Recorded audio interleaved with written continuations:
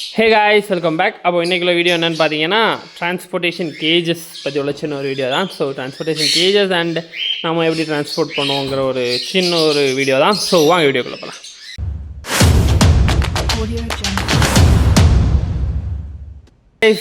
அப்போது இந்த வீடியோ போடுறதுக்கு ஒரு முக்கிய காரணம் என்னன்னா, நம்ம ஒரு டிரான்ஸ்போர்ட்டேஷன் ஒன்று பண்ணோம். ஸோ அது ஃபெயிலியர் ஆகிடுச்சு. ஸோ நம்ம எக்ஸ்பெக்ட் பண்ணது மாதிரி போகலை. ஸோ அதை பற்றி நம்ம ரொம்ப டீட்டெயிலாக எதுவும் பேச வேணாம். பட் ஸோ டிரான்ஸ்போர்ட்டேஷன் கேஜஸ் பற்றி பார்க்கலாங்க. ஸோ இதுதான் டிரான்ஸ்போர்ட்டேஷன் கேஜஸ். ஸோ எல்லா கேஜஸையும் நீங்கள் பாருங்கள். இது 2015 எனக்கு காக்கடையில் வந்த கேஜு. ஸோ இது இப்போ ரீசெண்டாக ஒரு சன்கன்யூஸ் வந்த கேஜு. இது நான் ரெகுலராக யூஸ் பண்ணுற கேஜஸ் டிரான்ஸ்போர்ட்டேஷனுக்கு. ஸோ இதுவும் ஒரு பேரில் ஏதோ ஆஃப்ரிக்கன்ஸ் வந்த கேஜ் தான். அண்ட் இதுவும் ஒரு பேர் ஆஃப்ரிக்கன்ஸ் வந்தது தான், லைக் பெங்களூர்லேருந்து வந்த டைமில் உள்ளது. ஸோ இப்போ இந்த எல்லா கேஜஸும் பார்த்தீங்கன்னா அதோட ஹைட் இவ்வளோ தான் இருக்கும். ஸோ இது சன்கொனியூர் வந்தது, இது ஆஃப்ரிக்கன்ஸ் வந்தது, இது நான் யூஸ் பண்ணுறது. ஸோ இதுவும் ஆஃப்ரிக்கன்ஸ் வந்தது. ஸோ இது காக்கடைல்ஸ் வந்தது. ஸோ எல்லா ஹைட்டு பார்த்தீங்கன்னா இவ்வளோ தான். ஸோ ஏன் இந்த ஹைட்டுக்கு நம்ம ஃபர்ஸ்ட் ஆஃப் ஆல் கேஜஸ் வைக்கிறோம்? ஸோ ரீசன் என்னன்னு பார்த்தீங்கன்னா, இந்த கேஜஸில் பேர்டு நிற்கும்போது அதோட தலை மேலே தட்டும். தலை மேலே தட்டுச்சுன்னா பேர்ட்ஸுக்கு தெரியும் அதுங்களால் பறக்க முடியாது. ஸோ பேர்ட்ஸ் என்ன பண்ணும், அந்த இதுக்குள்ளே விங்ஸை பாப் பண்ணவே யோசிக்காது. விங்ஸ் அடிக்கணும் அப்படி எந்த இதுவுமே யோசிக்காது. அப்படிங்கிற கண்டிஷனில் நமக்கு பேர்ட்ஸ் காயம் ஆகாது. ஏன்னா அதுங்க இந்த கேஜில் பயந்து தான் இருப்பாங்க எப்போவுமே. டிரான்ஸ்போர்ட் ஆகுதோ இல்லை என்ன பண்ணாலுமே கேஜ் மூவ் ஆகும், எல்லாம் நடக்கும். அந்த நேரத்தில் அவங்க பறக்கணுங்கிற அந்த தாட் அவங்களுக்கு வராது. அதனால தான் நம்மளோட கேஜோட ஹைட் இவ்வளோ கொடுத்துருக்கோம். ஸோ அதுக்கப்புறம் பார்த்திங்கன்னா, இந்த கேஜஸில் பேர்டு மேலே உட்காராது. என்ன நடந்தாலும் ஒரு பேர்டுக்கு மேலே இன்னொரு பேர்டு இருக்கிறதுக்கான சான்சஸ் ரொம்ப கம்மி. ஸோ ஏன்னா பேர்ட்ஸ் மேலே இருந்துச்சுன்னா என்ன ஆகும், கீழே இருக்க பேர்டு ஒரு வேளை கன்ஜஸ்ட் ஆகும், இல்லை கீழே இருக்க பேர்டு மேலே இருக்க பேர்டை கடிக்கும். ஸோ இந்த மாதிரிப்பட்ட காயங்கள் வரும். ஸோ பேர்டு இது ஹைட் ஷார்ட்டாக இருக்கும்போது அந்த ப்ராப்ளம் இருக்காது. ஸோ அதுக்கு அடுத்தது நம்மளோட டிரான்ஸ்போர்ட்டேஷன் ட்ராவல் கன்வீனியன்ஸுக்காகனு சொல்லலாம். ஸோ ஷார்ட் அண்ட் காம்பேக்டாக ஒரு இது. அதுக்கப்புறம் இந்த கேஜஸில் போடுற பேர்ட்ஸ், நம்பர் ஆஃப் பேர்ட்ஸ் எப்போவுமே ரொம்ப அளவு தெரிஞ்சு போடுங்க. லைக் இப்போ இந்த கேஜஸ் எடுத்துக்கிட்டிங்கன்னா நான் இதில் ஒரு 5 பேர்ஸ் ஆஃப்ரிக்கன்ஸ் போடலாம். ஸோ அப்போ கைஸ் இந்த கேஜஸில் ஒரு 5 பேர் போடலாம். ஆனால் 4 பேர் தான் அட்வைசபிள். ஸோ 4 பேர் போடுறது நல்லது. ஆனால் 5 பேர்ஸ் வரைக்குமே போட்டுக்கலாம். ஸோ இது ஒரு முக்காலுக்கு இருக்கும் இந்த கேஜ் சைஸு. முக்காலுக்கு ஸோ இந்த சைட்லேயும் ஒரு முக்கால் அடி இருக்கும்னு நினைக்கிறேன். ஒரு அடி கம்ப்ளீட்டாக வராது. ஸோ இந்த மாதிரிப்பட்ட கேஜஸ். ஸோ இப்படி தான். ஸோ இதில் ஒரு 4 பேர்ஸ் to 5 பேர்ஸ் போடலாம். அவ்வளோதான் மேக்ஸிமம் அது போடுறது நல்லது. ஸோ ரீசன் என்னென்னு பார்த்தீங்கன்னா, இதுக்கு மேலே நம்ம இனி என்ன பண்ணுவோம்னா, இந்த கேஜை பேப்பரால் ரேப் பண்ணுவோம். எதுக்கு அந்த பேப்பரால் ரேப் பண்ணுறோன்னா, கொஞ்சம் இருட்டாயிடுச்சுன்னா பேர்ட்ஸ் பெருசாக மூமெண்ட் கொடுக்குறது, சவுண்டு போடுறது, இந்த மாதிரிப்பட்டதெல்லாம் பண்ணாது. அமைதியாக ஒரு இடத்துல அப்படி அமைதியாக இருந்துக்கும். ஸோ இதுக்கு மேலே நம்ம இனி பேப்பர் போட்டு ரேப் பண்ணிவிட்டு சுற்றி ஹோல் போட்டு மேக்ஸிமம் எல்லாருமே கொண்டு போய் கொடுத்துறது தான். ஸோ டிரைவர்ஸையோ இல்லை நம்ம ஊர்லேருந்து வர பஸ்ஸு, ஸோ இந்த மாதிரிப்பட்டதெல்லாம் நம்ம டிரான்ஸ்போர்ட் பண்ணுறது. ஸோ அப்படி நம்ம கொண்டு கொடுக்குறோம். ஸோ அப்போ கைஸ் இதுக்கு மேலே நம்ம இனி பேப்பர் போட்டு ரேப் பண்ணும்போது என்ன ஆகும், இந்த ஏரியாக்குள்ளே இங்கே இருக்கிற அவ்வளோ பேர்ட்ஸுக்கும் ஆக்சிஜன்ஸ் கிடைக்கணும்.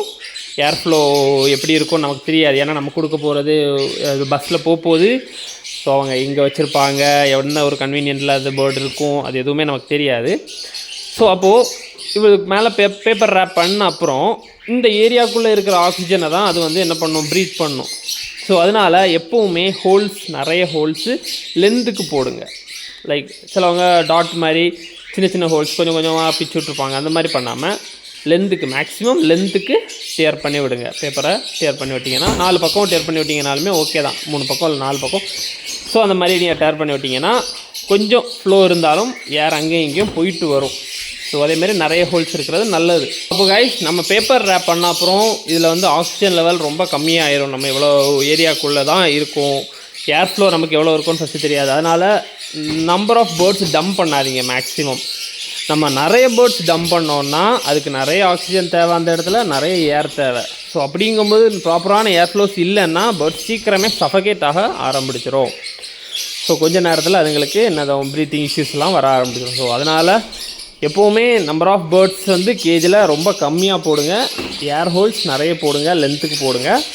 ஸோ டிரான்ஸ்போர்ட்டேஷன் எப்போவுமே ரொம்ப சேஃபாக பார்த்து பண்ணுங்கள். பஸ் டிரைவர்ஸை கொடுக்கும்போது கொஞ்சம் ஏர் ஃப்ளோலாம் இருக்கும்படிப்பட்ட இடத்துல வைக்க சொல்லுங்கள். ஏன்னா அவங்க எங்கே வைப்பாங்க, அவங்களுக்கு கன்வீனியன்டான இடத்துல தான் வைப்பாங்க. அது நம்ம கரெக்டாக சொல்லவே முடியாது எங்கே இருக்கும்னு, எதுவுமே நம்ம பண்ண முடியாது. ஸோ மேபி என்ஜின் பக்கத்தில் ஏதாவது இருந்தால் ஹீட் அடிக்கும். ஸோ பெட்டர் என்னென்னா இவ்வளோதும் பண்ணிட்டு இது பேப்பர் போட்டு ரேப் பண்ண அப்புறம் இதை வந்து ஒரு துணிக்கு பையிலையோ எல்லையாவது வச்சு இது பண்ணி கொடுக்கலாம்.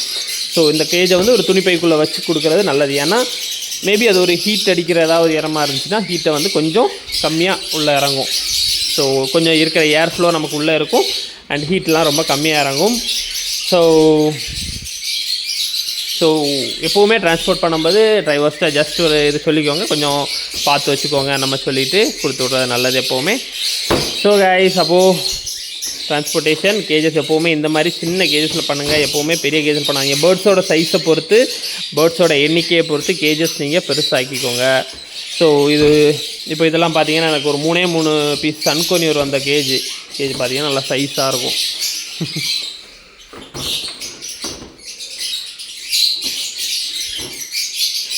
ஸோ 3 பீஸ் சன்கோனியூர் தான் இந்த கேஜில் வந்துச்சு. ஸோ அதே மாதிரி ரொம்ப டம்ப் பண்ணாதீங்க எப்போவுமே கேஜஸில் பேர்ட்ஸு. டம்ப் பண்ணி எப்போவுமே பேர்ட்ஸ் சென்ட் பண்ணாதீங்க. ஸோ கைஸ், ஸோ நம்ம பண்ண ஒரு டிரான்ஸ்போர்ட்டேஷன் வந்து இஷ்யூ ஆயிடுச்சு. அதனால் நம்ம பண்ண மாதிரி எந்த தப்பும் யாரும் பண்ணாதீங்கிறதுக்காக ஒரு வீடியோ தான். ஸோ பார்த்து டிரான்ஸ்போர்ட்டேஷன் பண்ணுங்கள் எப்போவுமே பேர்ட்ஸு. ஏன்னா நான் கஸ்டமர் வாங்குகிறவங்க ஒரு ட்ரீமோடு வாங்குவாங்க, லைக் கொஞ்சம் பார்த்து ஆசையாக வாங்குவாங்க. திடீர்னு ஃபஸ்ட் டைம் வளர்க்குறவங்களாக இருக்கும். ஸோ அவங்களுக்கெல்லாம் நம்ம இப்படிப்பட்ட ஒரு பேட் எக்ஸ்பீரியன்ஸ் ஃபஸ்ட்டே கொடுத்துட்டோன்னா அது லிட்ரலி ரொம்ப ஹர்ட்ஃபுல்லாக இருக்கும். ஸோ எனக்குமே தெரியும், நம்மளுமே இதை ஆசையாக தானே பேர்ட்ஸ் வாங்குறது. அந்த பேர்ட்ஸ் வாங்கி நம்மகிட்ட ஒரு வேளை அது சேஞ்ச் ஆனாலோ, வேறு பேர்ட்ஸ் வந்திருந்தாலோ, அப்படி இருந்துச்சுனாலே நமக்கு ரொம்ப ஹர்ட் ஆகும். நமக்கு தெரியும்ல, அவங்க வாங்கும்போது அவங்க வந்து ரொம்ப ஒரு ஆசையாக வாங்கியிருப்பாங்க, ஒரு ட்ரீமோட வாங்கியிருப்பாங்க. லைக் ஃபஸ்ட் டைம் வளர்க்க போகிறோம், இல்லை நிறைய நாள் பார்த்துட்டு இருந்திருப்பாங்க, இப்போ தான் அவங்களுக்கு வாங்குறதுக்கான ஒரு சுச்சுவேஷன் வந்து வாங்கியிருப்பாங்க. ஸோ இப்படி படும்போது நம்ம ஒரு பேட் எக்ஸ்பீரியன்ஸ் கொடுத்தோமேன்னு ஒரு பயங்கரமான ஒரு ஃபீலிங்ஸ் தான். ஸோ அவங்க லிட்டரலாக ஃபீல் பண்ண ஆரம்பிச்சிட்டாங்க, உங்கள்கிட்ட இருந்திருந்தாலே பேர்ட்ஸ் நல்லா இருந்துக்கும் ப்ரோ, தேவையில்லாமல் நான் வாங்கி இப்படி ஆயிடுச்சு அந்த மாதிரி பேச ஆரம்பிச்சிட்டாங்க. ஸோ மிஸ்டேக்ஸ் ஹேப்பன்ஸ், இல்லை லேர்னிங் ஃப்ரம் மிஸ்டேக், இப்படி என்ன வேணாலும் சொல்லி சமாளிக்கலாம். ஆனால் நான் அது எதுவுமே சொல்ல விரும்பலை. டோட்டல் ரெஸ்பான்சிபிலிட்டிஸ் என்னோடது. எதுவுமே இந்த மாதிரி எந்த ஒரு இஷ்யூஸும் என் சைடில் இருந்து நடக்காது.